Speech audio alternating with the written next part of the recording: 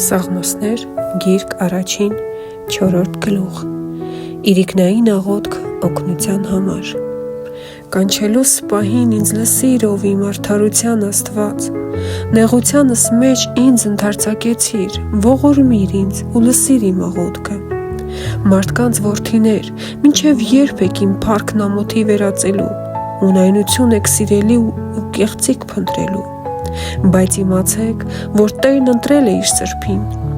Տերը լսելու է իրեն կանչելուս պահին, դողացեք ու մեղք մի գործեք, ձեր սրտերի հետ խոսեցեք, ձեր անկողիններում ու հանդարտ մնացեք,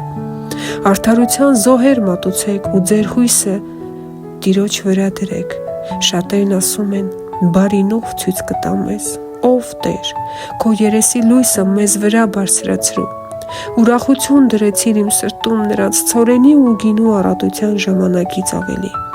խաղաղությամբ եմ պառկելու ու քնելու, քանի որ դու ես միայն ով Տեր, ինձ ապահովությամբ բնակեցնում,